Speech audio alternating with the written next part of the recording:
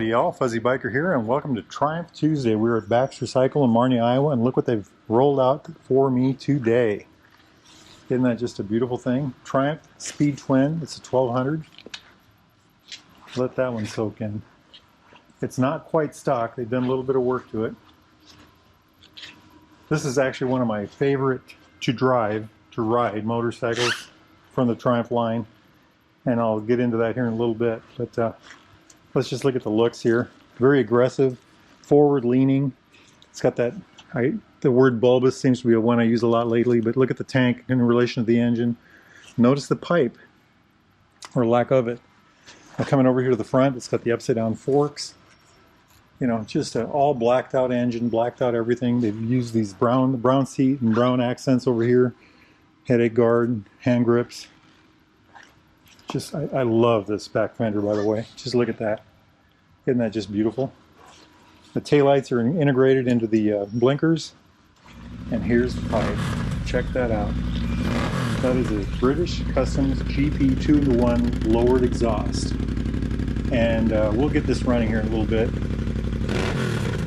It's good looking and it sounds awesome. So what is this bike? Well, it's a 1200cc single overhead cam. Parallel twin, 4 valves per cylinder. This particular running of it cranks out 99 horsepower.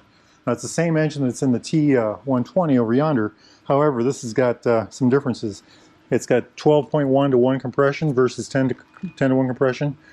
It's got a lightened up crankshaft and clutch basket and stuff like that. It's supposed to be something like 70% less moving inertia in the motor. So it reels up a lot quicker. Like I said, it cranks out 99 horsepower. And 83 foot-pounds of torque. 83 foot-pounds of torque, and I think that's full torque is at 4,200 RPM. By the way, that's 112 Newton meters. It's got a 6-speed, a beautiful 6-speed. The bike is running, let's see if you can spot the size here, 120 by 70, 17 on the front. And on the rear, it's a 17 also. It's a 160 by 60, 17 on the rear. Now, jumping back to the front, this is, if you're a bike guy, this is real exciting to you. To me it is. 320 millimeter dual disc front brakes. So that's a 320 millimeter floating disc. It's a Brembo M50 monoblock 4-piston caliper. So it's a one-piece caliper, 4 pistons, 2 on each side. It's radially mounted, so a 17-inch wheel with a 320 millimeter disc. Just a monster thing there. Just absolutely gorgeous, absolutely gorgeous. That's an M50, Brembo M50s, by the way. So jumping over to the rear real quick, the brake on the back here is a Nissan 220 millimeter 2-piston, and looks like a fixed disc with a floating caliper. All right, let's get back to the front. So going back over here, getting a little more excitement going here. This is a Marzucchi, I can't say that right, but upside down fork. It's got it's a 43 millimeter fork, so diameter's a little thicker than the T120, and it's got 120 millimeters of travel. That's about 4.7 inches. This has got RSU shocks on the rear, and they also have a pair of shocks. Also 120 millimeters, 4.7 inches of travel. Wheelbase on a hot rod like this, 55.6 inches. That's 1,413 millimeters. So any bike with a 55 in the wheelbase is my friend. And the seat height is 31.9 inches, at least for the stock seat. Now this seat might be a little thinner, so might be a little lower, but I'm not sure. That's 809 millimeters, by the way. Now here's the magic number. This has a wet weight, 476 pounds. That's 216 kilograms wet weight. So 100 horsepower, 83 foot-pounds of torque, 476 pounds. I mean, lower weight, higher power. It's got a shorter wheelbase. They've got an increased rake, a steeper rake. I think it's 23 degrees or something like that, 22 degrees. And, you know, they've got the smaller front tire on the front. They've got a 17 on the front. The upgraded brakes. The other one had Brembo brakes, but this has got the M50s with a monoblock. And, you know, they've just done a lot to the front end of this bike for handling. And like I said, the shorter wheelbase, the better shocks on the rear, the lighter swing arm on the back. Just a real wet dream. Tank is still 3.8 gallons. It's 14.5 liters. Jumping up here, we've got LED turn signals. We've got the, it looks like a halogen headlight, but they put this guard on the front of it. So they changed the bezel out. They put this headlight cover on there. Look, I mean, look at this. Isn't that just beautiful? Doesn't take much to get me excited, right? Except for a hot motorcycle. Just gorgeous, gorgeous. I'm in love. I'm in love. Okay, let's jump down here again. Coming back down to the engine. So it is a liquid-cooled engine, but it's got the fins like a classic bike does. You know, it's a parallel twin, a classic Triumph parallel twin. So this has got the, you know, this looks like a air-cooled engine. It's got the, you know, two spark plugs. It's got the classic, that kind of a maroonish spark plug thing. But here's a radiator. There's a radiator hidden in there. By the way, they've got a radiator guard coming for that. It's got the Triumph heart on the end here. Of course, there's no cams in here anymore because the cam's up top. This looks like the, on the older bikes, that would look like where the transmission would be in the classic bikes.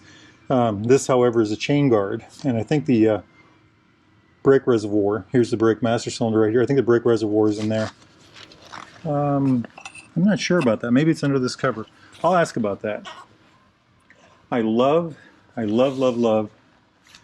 these, you know, this, again, Triumph has the best hardware, the best fit and finish.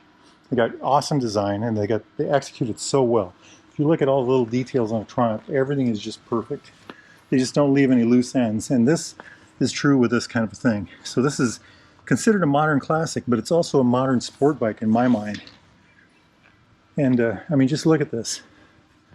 Beautifully done. Everything. This is the aftermarket pipe here, but just look at how all of this looks.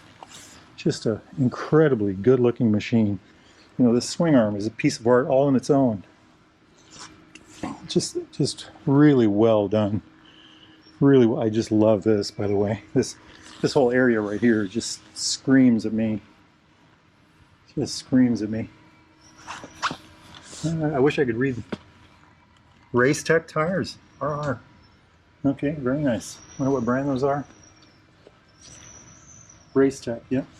Beautiful. Anyway, just a gorgeous, gorgeous, gorgeous motorcycle.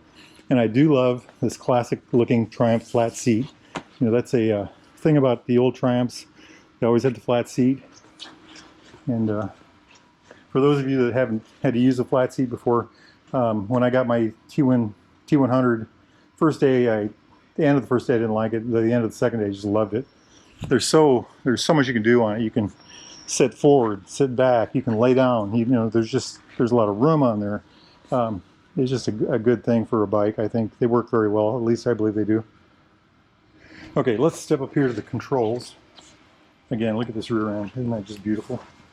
Especially with that pipe. The pipe on the left side, it's just a bizarro thing to me. I like it, but it's different. Okay, coming up here, let's talk switchgear. First off, clutch lever. It's adjustable for throw. You can adjust the distance from here to here. Same thing with the brake lever. Oh, Brembo caliper, or Brembo master cylinder. That's interesting, very nice. This is the high-low switch. Over here is the information button. We'll get into that in a minute. The blinkers, very, one thing about Triumphs, I've said it before, they've got great blinkers. Mode button, horn button. Coming over here, it's the kill switch, the on switch, the start button, hazard lights, fly-by-wire throttle, and then that's the master cylinder. I like that. You can see, you can see what's in there. Moving on, they added this. Coming up here, here's the gauges, and if you feel there's kind of a dome to the glass here. This is a very classic throwback. If you look at old Triumphs, this is a common view, so that's a real good touch on their part. Heat, traction control, ABS, all kinds of things, neutral light, fuel light. There is a fuel gauge in here. Odometer. So coming back over here to the information button, watch this here. Trip 1, trip 2, miles per gallon. I don't know what that is. And then the time, traction control on or off, and then back to the odometer. This bike has 0 miles. Okay, over here we've got a fuel gauge. Down there it says road mode. Let's see if we can find that. There's the mode button. So if you watch the mode, I don't know if this will change with the bike. Yes, okay, so we've got road, now we're in sport. Rain mode, road mode, sport mode. I've driven this bike, not this exact one, but I've driven this model before, and I'll tell you right now, if this was my bike, it'd be in sport mode with traction control on all the time. It's a real dream, that one. We'll talk about that in a minute. But anyway, so coming back up here, by the way, the brakes are ABS front and rear. And isn't that just pretty? Just gorgeous. I love the chrome rings. I love the, you know, the classic looking numbers. It just, there's a lot going on in there. It's just a very good looking system. Okay, let's move on. Beautiful. So what's this bike like to ride? Well, we can't ride it today because, like I said, it's 15 below zero here in Iowa. That's Fahrenheit. The first time I rode one of these, I'll talk about that. It was a red one, very similar to this one over here. That one.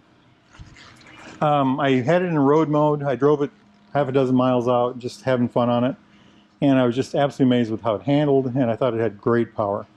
I got to where I was going, I turned around, put it into sport mode, and my life changed. It was just an amazing experience.